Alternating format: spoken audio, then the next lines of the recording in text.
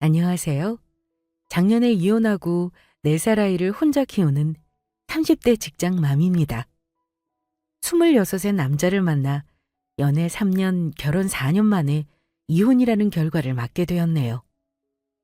연애와 결혼은 다르다는 말은 흔히 하지만 결혼 생활이라는 게 때때로 정말 치사한 문제로 끝날 수도 있는 거더군요. 저의 경우가 그랬습니다. 저는 부부지간에 계산적으로 구는 걸 별로 안 좋아하는 사람입니다. 하지만 배우자가 내 마음과 똑같지는 않더라고요. 서운함이 쌓이고 쌓여 폭발했고 결국은 남편의 치졸함을 견디며 살 자신이 없어서 아이가 있음에도 그 인간과 깔끔하게 정리했습니다. 결혼 생활 내내 치사하게 굴던 그 인간에게 너도 내 심정 한번 당해봐라 하며 칼같이 계산해 헤어졌죠. 혹여 결혼 생활 오래 하신 분들은 그런 걸로 헤어지면 대한민국에 이혼할 사람 없겠다 하실 수도 있습니다. 바람이나 폭력으로 이혼한 게 아니니 어쩌면 치사한 게 별거냐 하시겠지만 평생 같이 살 사람이 매사 네 거 내 거 따지며 계산적으로 군다고 생각해 보세요. 가벼이 생각하고 넘어갈 문제는 결코 아닙니다. 제가 어느 하나의 사건만 가지고 기분 나빠 홧김에 이혼한 건 절대 아니에요. 남편은 결혼 초부터 저를 돈으로 숨막히게 했고 철저하게 우리 집과 자기 집 구분하던 사람입니다. 사람 숨막히게 하고 짠돌이처럼 구는 남편 놈 때문에 제가 얼마나 스트레스 받고 살았는지 몰라요. 게다가 저에게 크고 작은 거짓말까지 서슴없이 했어요. 특히 부부지간의 경제 문제를 속이는 건 아주 큰 이혼 사유예요. 당하고 살긴 했지만 이혼할 때만큼은 제가 당한 거 그대로 확 돌려줬습니다. 하지만 참고 살았던 저의 결혼 생활 들으시면 아마 다들 화딱지 나실 거예요. 다들 찬물 한 컵 준비해 놓으시고 제 사연 들어주시기 바랍니다. 저는 남편보다 무려 8살 연합니다. 결혼할 때도 남편은 이미 나이가 30대 중후반이었어요. 연애를 짧지 않게 했는데 친정엄마는 결혼 전까지만 해도 남편을 좋아했습니다. 남편이 남자다운 면이 있었고 사실 제가 친정아빠가 일찍 돌아가시고 안 계세요. 연애 때부터 남편은 든든하다고 여기셨던 것 같습니다. 그렇다고 남편이 저에게 대단하게 뭘 잘했던 건 아니에요. 그냥 때마다 엄마 용돈이랑 선물 챙기는 정도였어요. 저는 직장 생활하면서 엄마랑 더 시간을 보내고 싶었는데 30 넘기지 말고 결혼하자고 하더라고요. 본인 입으로 잘하겠다고 했고요. 결혼할 때 혼자 남게 될 엄마 때문에 걱정이 많았죠. 그런데 엄마는 당신 때문에 제가 결혼 늦게 하는 건 원치 않으셨습니다. 엄마, 나는 30 전에 결혼할 생각 없었는데 그 사람이 자꾸 결혼하자고 하는데 어쩌지? 나는 2, 3년은 더 엄마랑 살다가 결혼하고 싶었는데 29살이면 너무 이른 것 같아. 네가 하자고 매달리는 것도 아니고 남자가 하자는데 뭐가 걱정이니? 김서방 정도면 괜찮은 신랑감이야. 결혼이란 건 마음 먹었을 때 해야지 한 번 떼놓치면 또 언제 할지 모르게 되는 거다. 엄마 걱정하지 말고 결혼해. 엄마가 돈이 없어 집이 없어. 너 도움 없이도 충분히 산다. 그리고 이거 받아. 이거 네 아빠 세상 뜨기 전부터 너 시집갈 때 주려고 모아놓은 거야.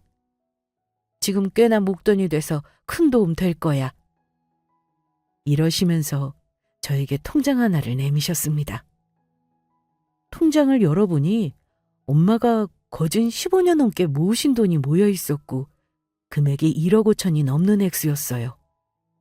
제가 직장 생활 6년 동안 하며 모은 돈을 합치면 2억이 넘는 돈이었죠.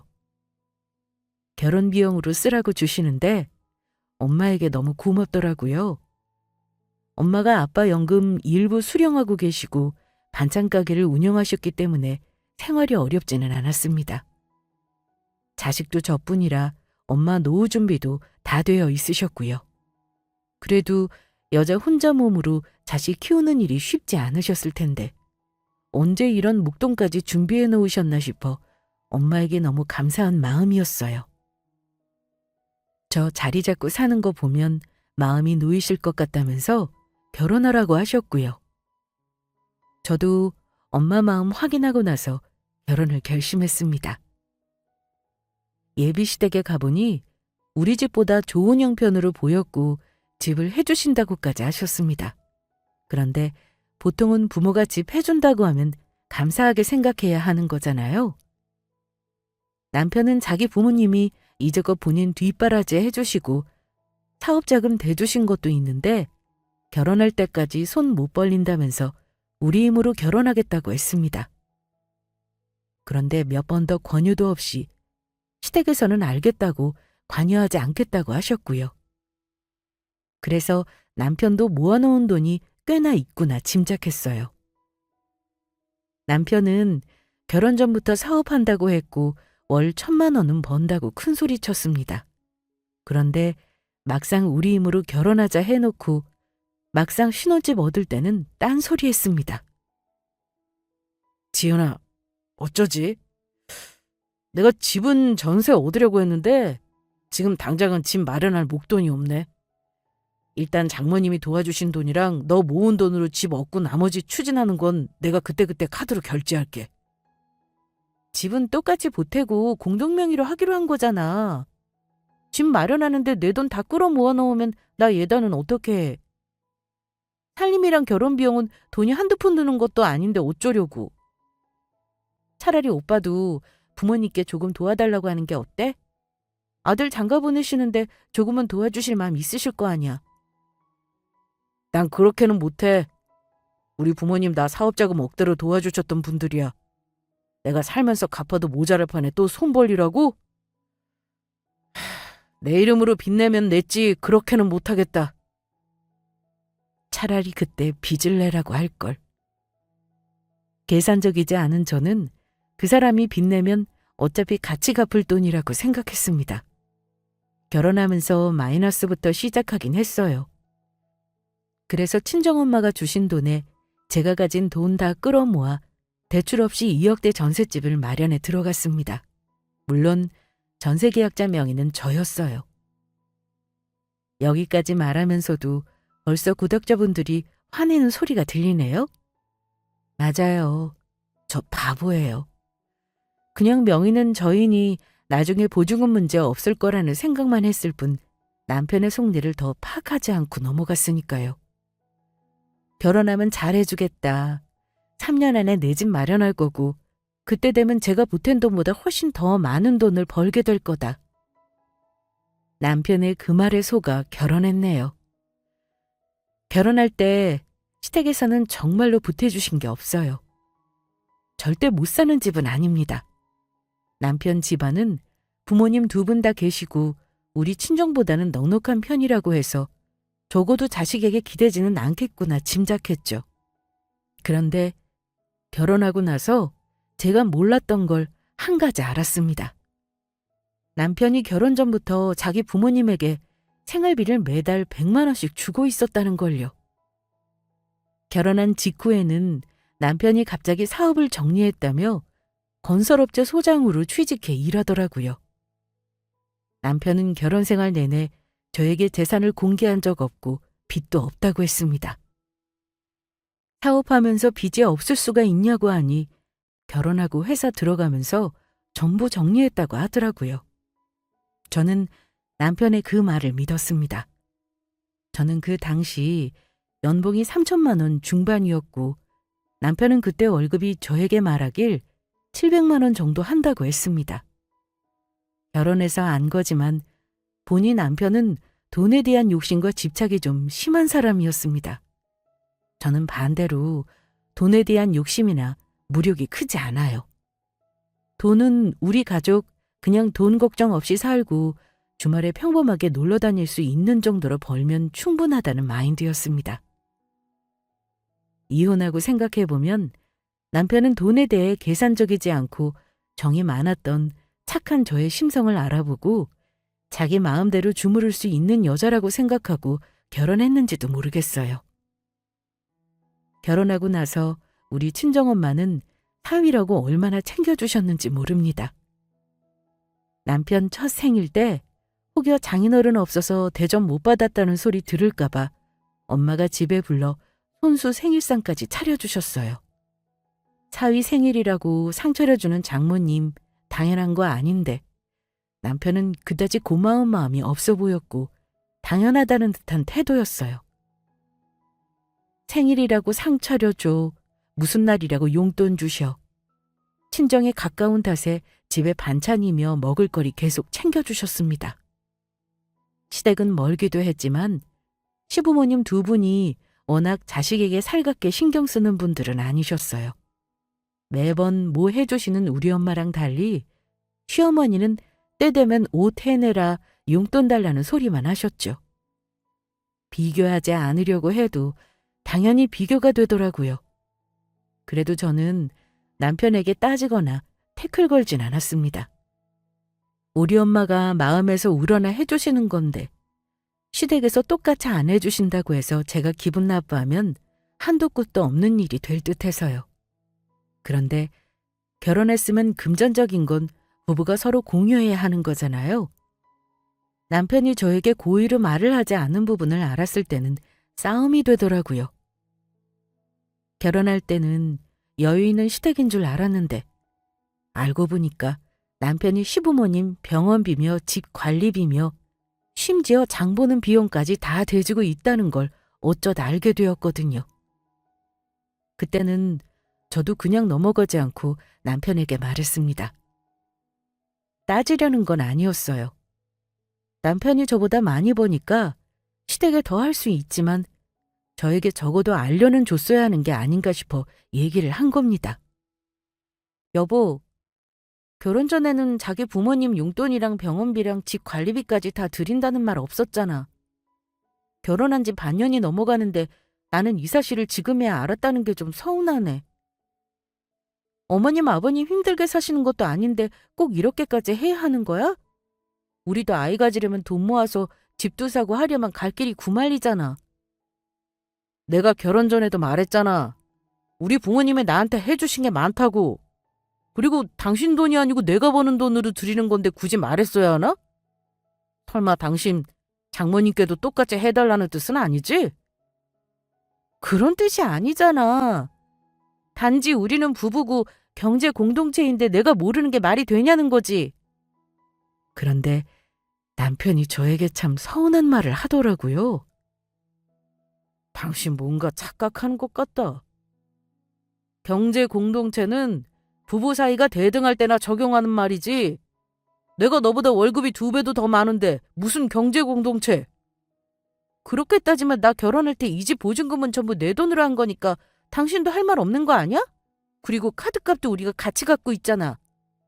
나한테 얘기 안 하는 걸 당연하게 생각하면 나 너무 서운해. 다음부터는 그러지 말았으면 해. 뭐 어쩌겠어요. 제가 속상해한다고 남편이 시댁에 돈 보내는 걸 그만두는 것도 아니고 계속 신경 쓰면 제 마음만 지옥이죠. 좋은 면만 보기로 하자고 애써 마음 다 잡았죠. 친정엄마가 잘해주시는 건 살아나가면서 차차 갚자고 생각했습니다. 하지만 남편이 자기 부모에게 지극정성인 반면 우리 친정엄마에게 반의 반도 마음을 안 쓰는 건 생각보다 굉장히 서운한 일이었습니다. 주위에 결혼한 친구들 얘기를 들어봤는데 다들 공통적으로 하는 말이었어요. 내가 시댁에 하는 만큼 남편도 친정에 했으면 하지만 그게 현실에서는 잘 안 된다고요. 결혼 초에 많이들 싸우는 문제라고 하면서 마음의 평화를 찾으려면 그냥 남편이 잘하길 포기하고 내가 친정부모를 알아서 챙기라고 했습니다. 하지만 말이 쉽지 각 결혼한 세댁의 마음그릇은 생각만큼 넓지 못했어요. 그래서 초반에는 철없이 엄마에게 속상한 마음을 드러내기도 했어요. 엄마, 김서방이 엄마한테 잘한다고 하더니만 결혼하니까 영 마음에 안 들지. 엄마는 사위를 이렇게나 생각하는데 내가 몇 번을 말을 했는데 솔직히 이런 거 계속 말하는 것도 참 치사하네. 자기 집에는 잘하면서 왜 엄마한테는 그거 반의 반도 안 하는 건지 너무 짜증난다. 아이고, 엄마가 뭐 바라고 니들한테 하는 건 줄 알아? 내가 김서방 이뻐하는 건 다 너한테 잘하길 바라서 그러는 거야. 원래 결혼이라는 게 그런 거다. 내가 이만큼 했으니 너도 이만큼 해. 이렇게 생각하면 한도 끝도 없고 싸움만 되는 거지. 남과 남이 만나서 순식간에 가족이 되겠어? 결혼이라는 제도로 묶였다고 금방 피를 나는 가족처럼 될 수는 없는 법이야. 다 시간이 지나면 나아질 거니까 김서방 너무 닥달하지 말어. 엄마가 저렇게 말씀은 하셔도 내심 속상한 마음이 아주 없지는 않았겠죠. 저 마음 편하라고 하신 말씀인 거 다 압니다. 저도 엄마 말대로 남편에게 너그러워지려고 했지만 어쩐지 시간이 갈수록 남편은 극도로 이기적인 모습만 저에게 보여주더라고요. 오히려 연애 때 몰랐던 모습을 가감없이 저에게 보여주기 시작했다고 하는 게 맞겠네요. 본격적으로 결혼 생활이 힘들어진 건 결혼하고 나서 제가 첫 애를 임신 후 잠시 직장을 그만두고부터였습니다. 그래도 제가 돈을 작게나마 벌 때는 남편이 저에게 이렇게까지 할 사람일 줄은 몰랐죠. 남편이 저에게 돈 버는 사람이 관리하겠다면서 모든 수입 지출을 자기를 통해서 하라고 하더라고요. 그러면서 저에게 신용카드를 줬습니다. 그런데 또 한 가지 문제가 있었어요. 남편이 저에게 생활비 쓰라며 카드만 하나만 달랑만 주고 생활비를 현금으로 단 한 번도 안 줬다는 겁니다. 남편이 저에게 카드를 주면서부터 잔소리가 시작되었는데요. 하지만 신용카드는 제가 쓰고 싶은 걸 쓰라는 용도가 아니었어요. 한 번은 제가 장을 보면서 대략 6만 원가량을 카드로 긁었습니다. 그런데 남편이 1분도 안 되어 바로 전화가 오더니만 짜증을 내더라고요. 당신 엊그제도 마트에서 장 봐놓고 뭘 또 샀길래 카드를 긁어? 도대체 당신은 경제관념이 없어. 내가 당신 가계부 쓰게 만들어서 검사까지 하게 만들지 말고 생각 좀 하고 카드 써. 쓸데없는데 카드 쓴 거 아니고 내가 고기 좀 먹고 싶어서 샀어. 나 그동안 입덧 때문에 제대로 뭘 먹지도 못했잖아. 뱃속에 아기랑 당신도 같이 먹자고 산 건데 설마 이 돈이 아깝다는 거야? 아니, 내 말은 주말에 마트 가서 장 보고 또 장을 보니까 하는 말이야. 우리들이 살면서 먹는데 돈을 뭐 그리 많이 쓰냐?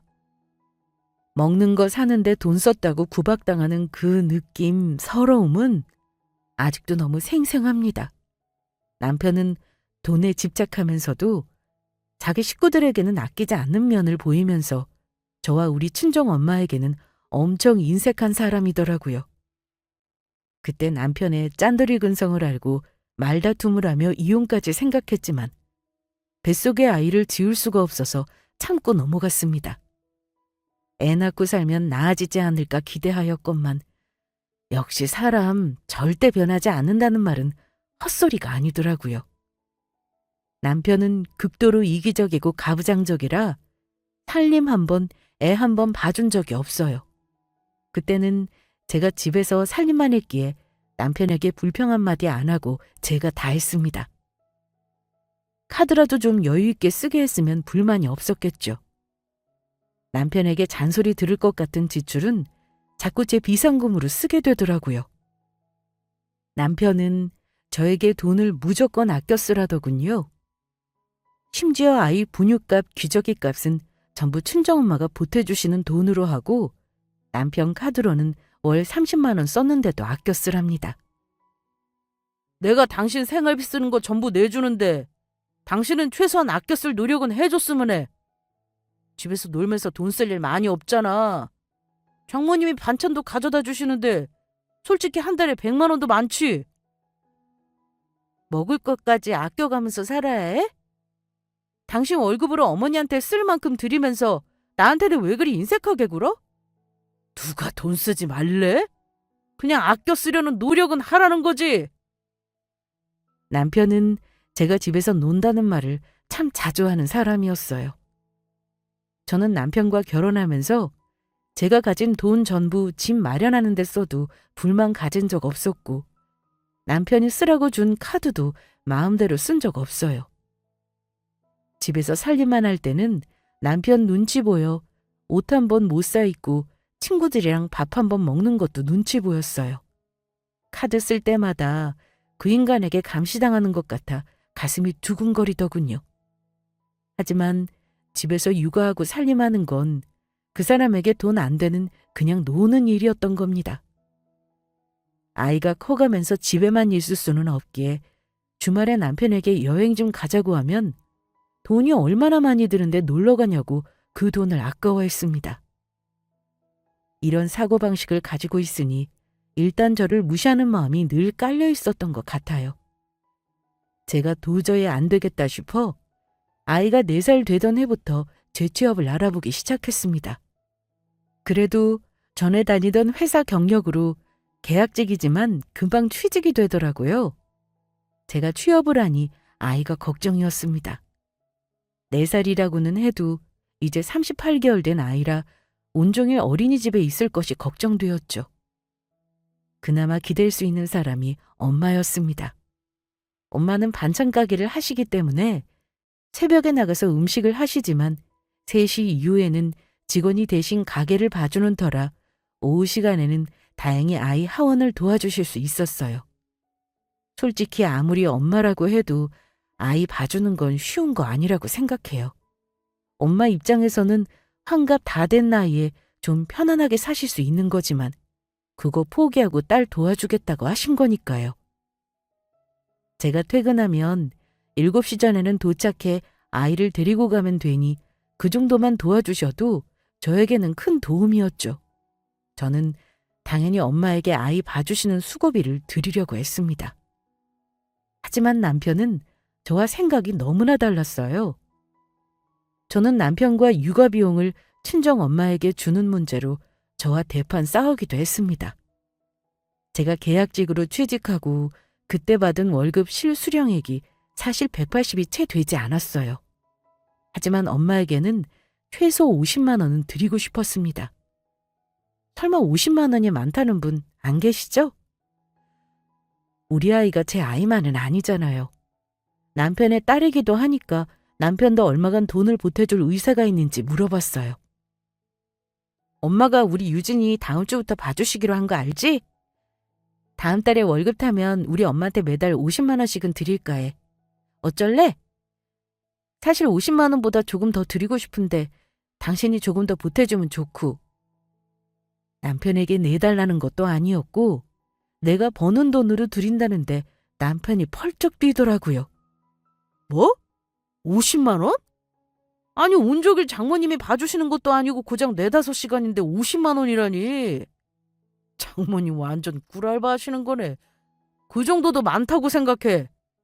거기서 뭘 더 달라는 거냐? 난 못 주니까 당신이 알아서 드려. 당신이 많이 드리고 싶으면 월급 받아서 남는 돈 없는 거지 뭐.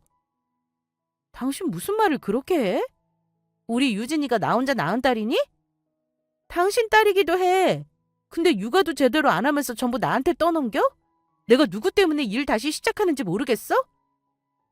그럼 일 다니지 말고 집에서 애 보고 살림하던가.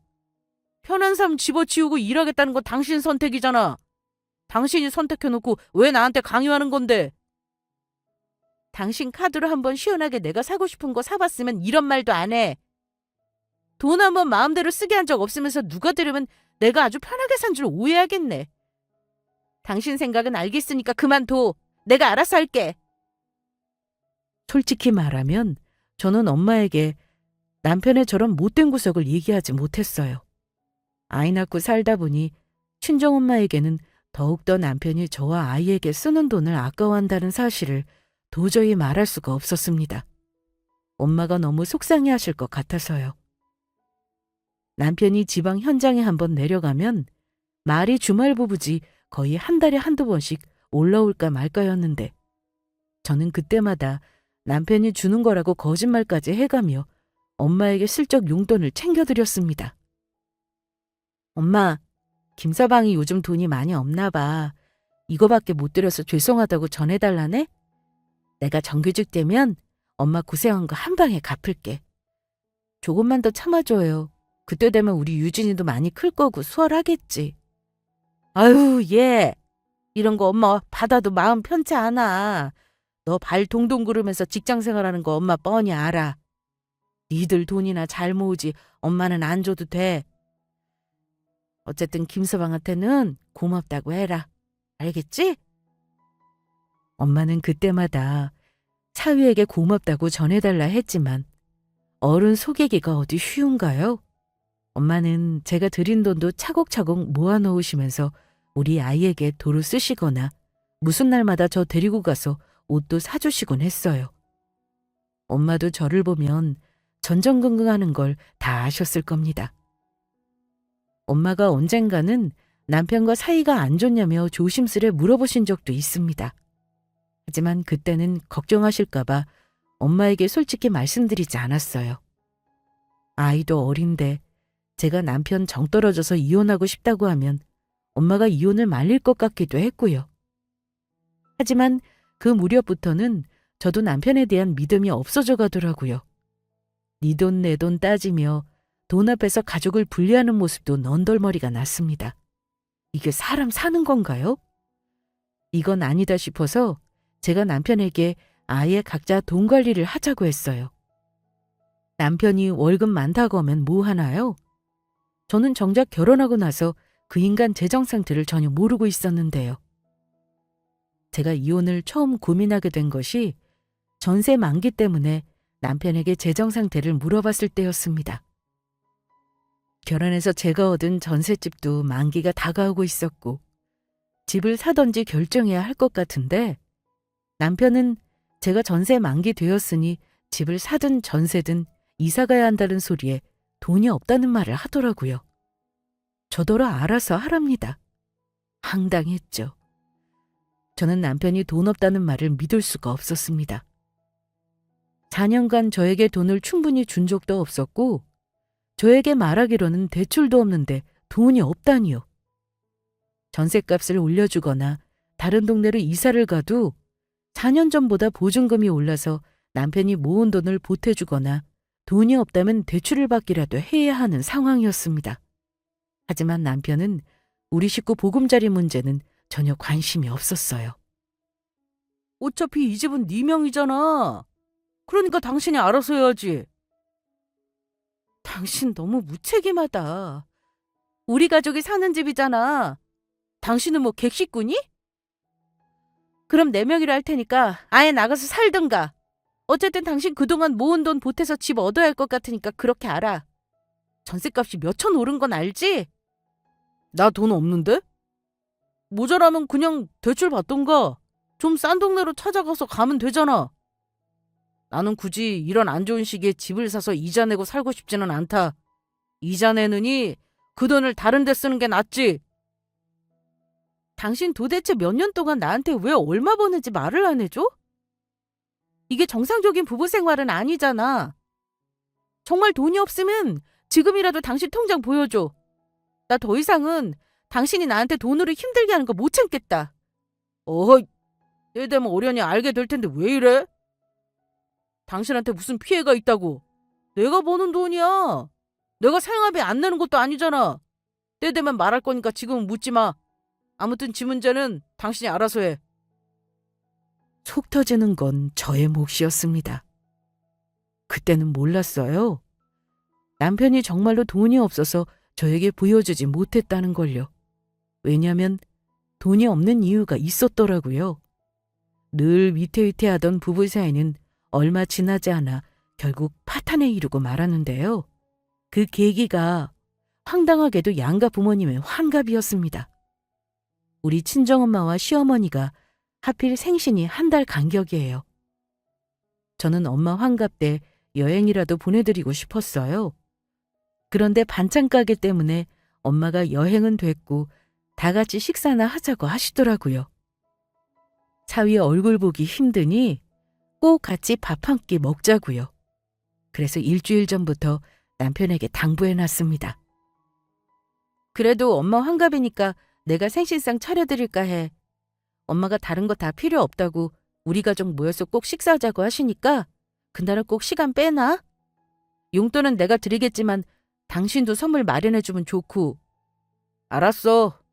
용돈은 당신이 드리니까 내가 굳이 할 필요 없지. 그냥 선물 하나 준비하면 되겠네.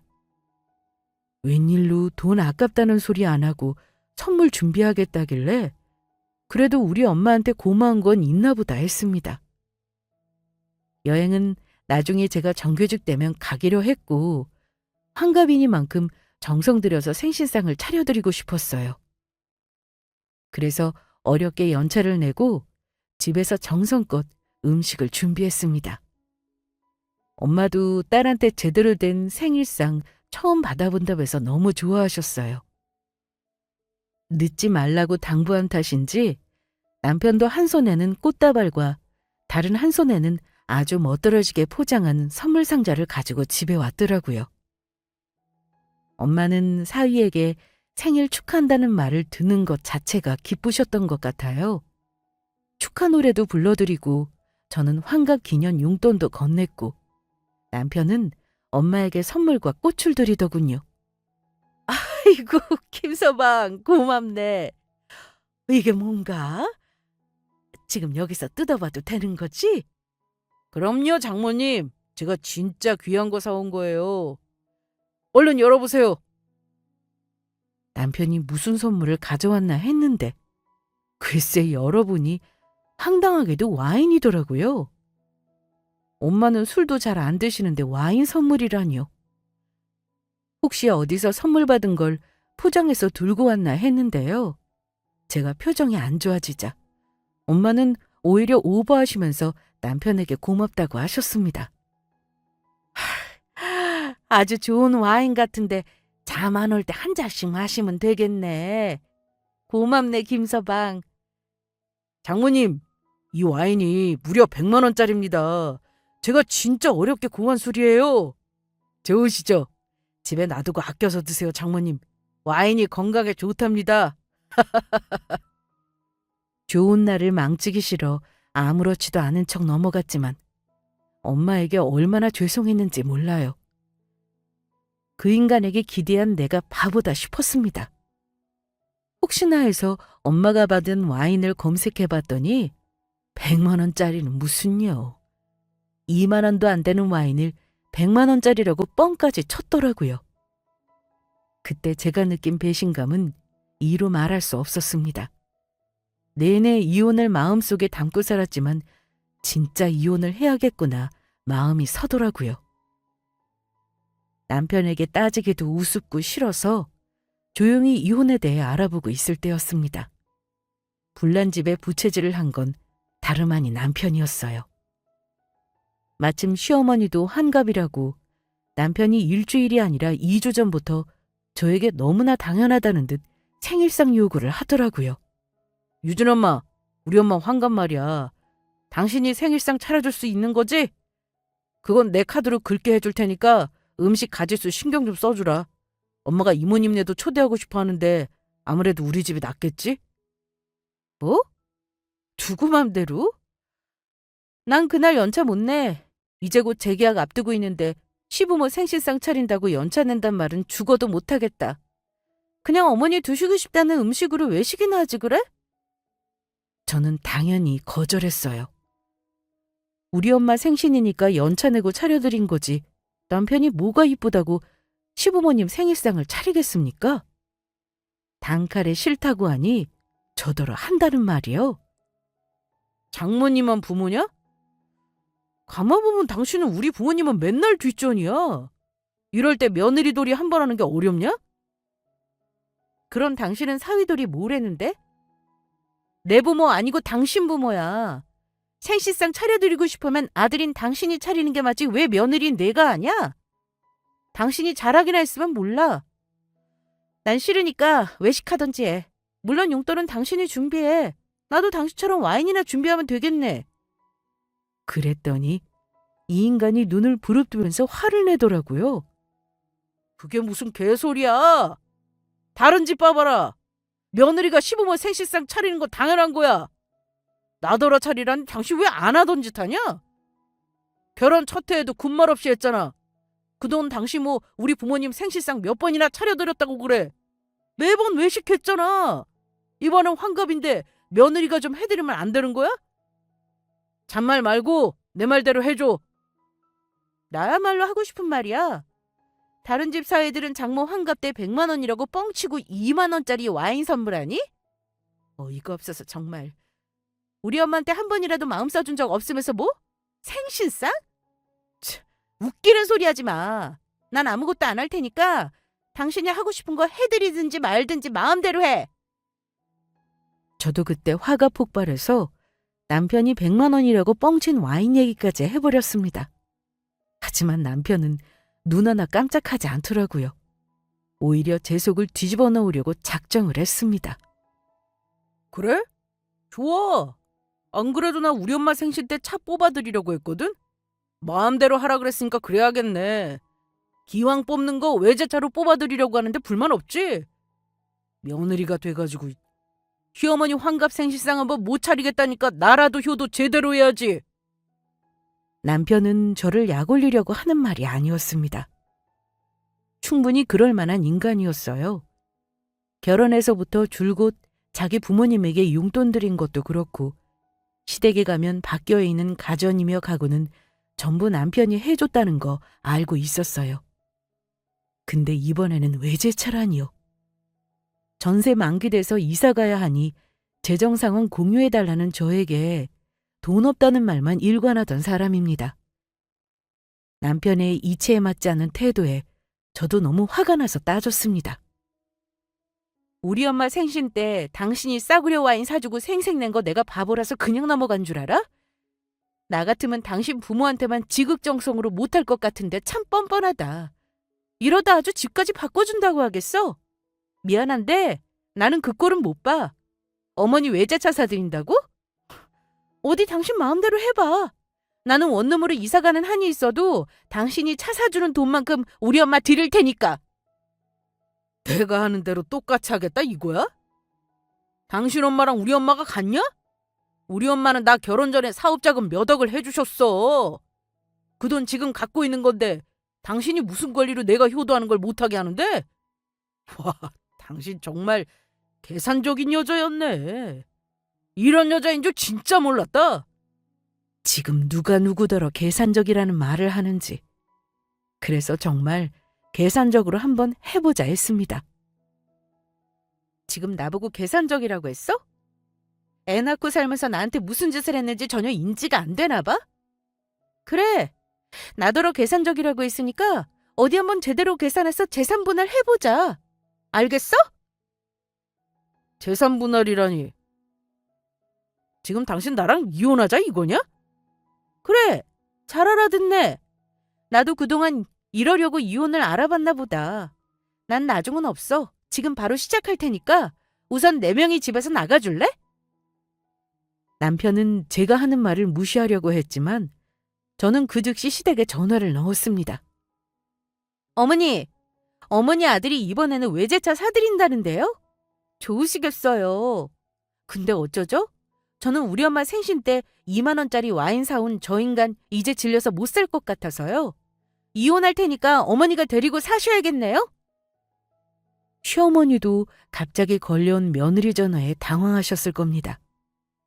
남편은 당황했는지 제 전화를 끊어버리고는 어이없어하며 아무 말 못하고 서 있었지만 저는 거기서 멈추지 않았습니다.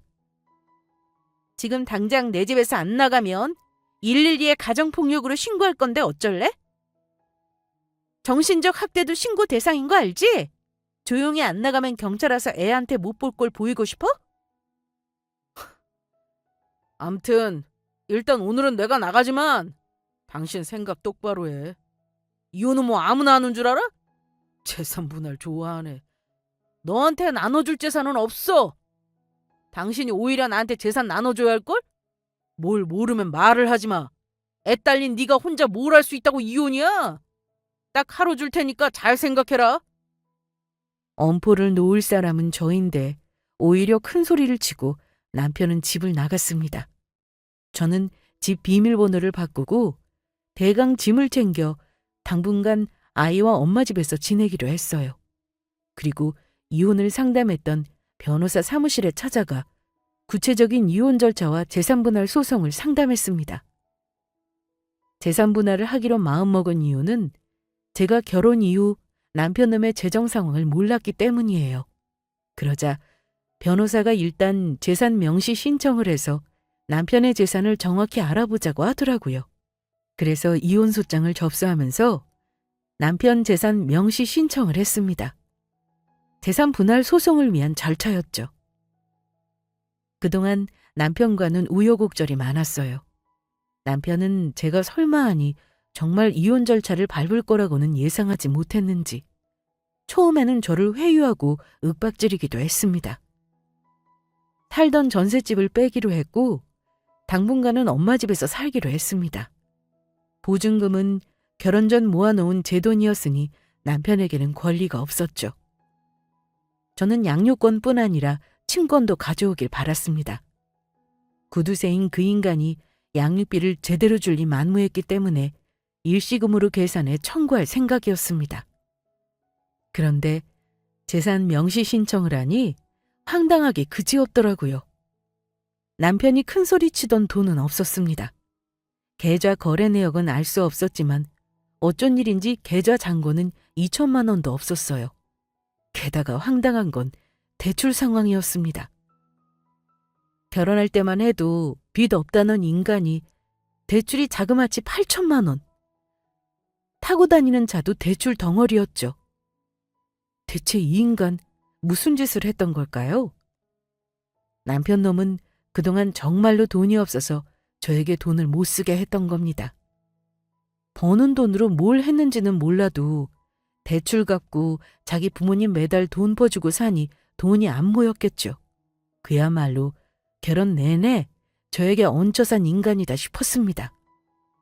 제 명의 전셋집에 월세도 안 내고 공짜로 얹혀 살면서 저와 딸이 생활비 쓰는 것도 아까워했던 거예요. 그런 인간이 무슨 돈으로 자기 부모 외제차를 사준다고 했는지 황당했어요. 변호사도 어이없어 하면서 그냥 웃더라고요. 아마 가진 돈도 양육비로 저에게 다 줘야 할 것 같다고 했습니다. 수중에 있는 돈 다 털리고도 저에게 위자료와 아이 양육비를 줘야 하는 남편은 그제야 현실 파악을 했습니다.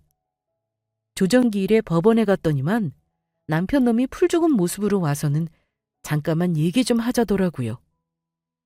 변호사가 자기 있는 앞에서 얘기해야 한다고 하니 남편은 잠시 고민하는 듯 하다가 저에게 갑자기 무릎을 꿇었습니다. 여보, 유준 엄마, 내가 잘못했어. 사실은 내가 결혼 전에는 정말 빚이 없었는데 사업 그만두고 주식에 손을 좀 댔어. 나라고 당신한테 짠돌이처럼 굴고 싶었겠어? 몇 년간 힘들게 고생해서 메꿔놓으려 한 건데 진짜 미안해. 당신이랑 이혼하려는 이유가 돈 때문만은 아니야. 돈 없는 건 솔직하게만 말해줬으면 이해할 수 있어. 하지만 결혼 내내 나 속인 거 용서가 안 된다. 당신 부모한테는 돈 없는 와중에도 할 도리 다 했잖아? 외제차 사준다는 말 진심이었다는 거 나는 알아. 당신은 그러고도 남을 사람이거든. 당신이 미안하다고 말해도 진정성이 안 느껴져. 그러니까 악어의 눈물 흘리지 말고 앞으로 우리 딸 양육비 마련할 생각이나 해라. 저는 남편 사정을 봐주지 않고 다 법대로 했습니다. 이혼 소송은 제가 승소했어요. 재산 분할은 뭐 할 것도 없었죠. 제가 결혼 생활 동안 기여한 금액과 계산하니 저에게 돈을 더 줘야 했어요. 남편 놈은 그야말로 빈몸으로 저와 이혼했습니다. 변호사는 오히려 제가 더 받아야 하는데 남편이 개털이라 안타깝다고 하더라고요. 저도 잘못은 있어요. 남편이 저 돈으로 압박하고 짠돌이처럼 굴 때 확실하게 추궁했어야 하는데 그러지 못했어요. 아무리 짠돌이인 사람이라 해도 가족들에게 저런 식으로 돈을 아끼는 게 말이 되나요? 자기 장모님 생신에 와인 선물하면서 뻥친 것도 너무 웃기고요. 이혼할 때 보니 개털이었다는 걸 알고 참 모든 상황이 납득이 가더라고요. 어쨌든 남편이 저와 우리 엄마를 우습게 알았다는 건 분명하고요. 그렇게 이혼한 후 이제 막 1년이 되어가고 있습니다. 사정상 남편과 아이를 만나게 하고 있지는 않아요. 듣자니 지방에서 일을 한다고 하길래 양육비나 꼬박꼬박 달라고 했습니다. 저는 다행히 정규직으로 전환 후 월급도 조금 늘었고 엄마 덕분에 아이와 안정된 생활을 하고 있어요. 이혼 후 오히려 마음이 더 안정된 느낌입니다. 지금은 저에게 아이 잘 키워내는 게 가장 중요한 일이라서요. 이제 남편과의 인연은 이혼으로 다 잊고 앞만 바라보며 열심히 살아보려고 합니다. 저도 이런 일을 겪으며 많이 성장한 것 같아요. 저에게 바보같이 살았다고 나무라지 말아주시고 좋은 말만 해주시길 부탁드려요. 들어주셔서 감사합니다.